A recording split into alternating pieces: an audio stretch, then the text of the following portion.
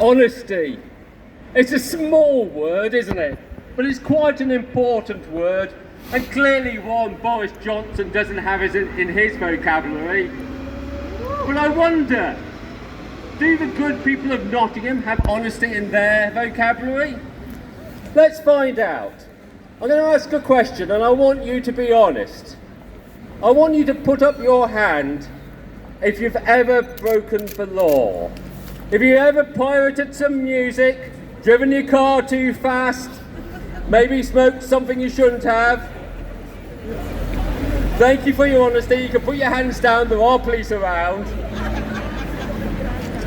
Now, for those of you who didn't put your hands up, who have never broken the law, I've got good news for you. It's going to become very easy for you to become a criminal.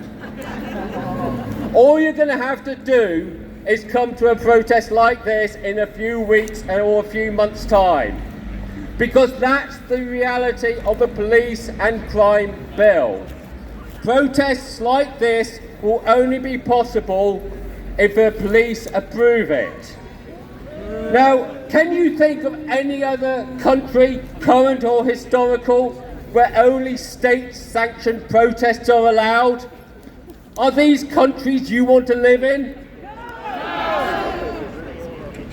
And that's just the start.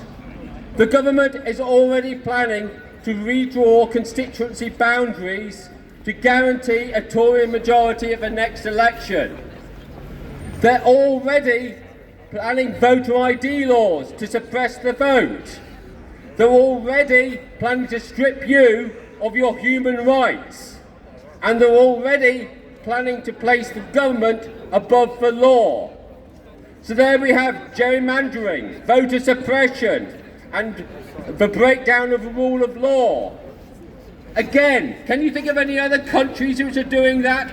Are these countries you want to live in?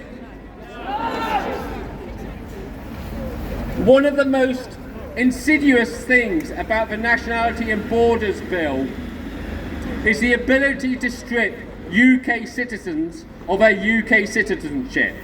And this can be done in secret at the whim of the Home Secretary. Now, don't worry, they can't just do it to anybody.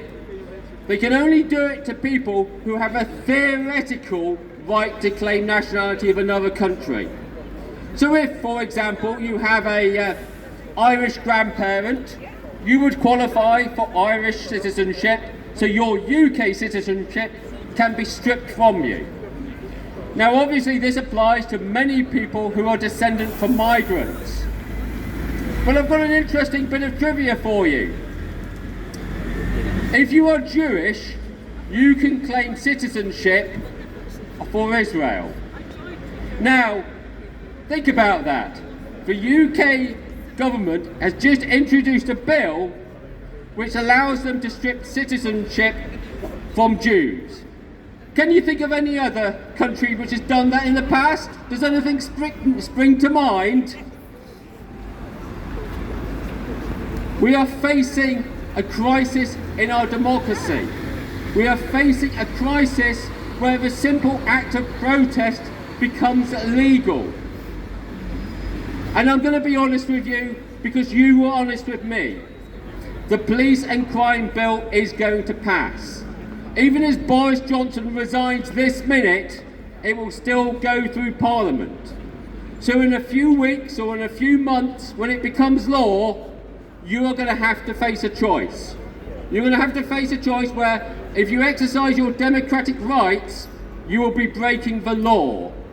And you need to be honest with yourself. You need to think about the consequences of coming on a protest like this. What are the consequences for your life if you get arrested? What are the consequences if you get a criminal record? What are the consequences if you go to jail? But also think about the consequences if you do nothing. Now, I know I've thought about this, and I know that many of my colleagues here today have thought about this, and I can tell you, in a few weeks or in a few months, we are going to be here and we are going to be breaking the law. Because when protest becomes illegal, honest people become criminals. So in a few weeks' time, I am going to be proud to stand here with you, breaking the law, proud to be a criminal defending human rights, proud to be a criminal defending democracy, proud to be a criminal doing the right thing.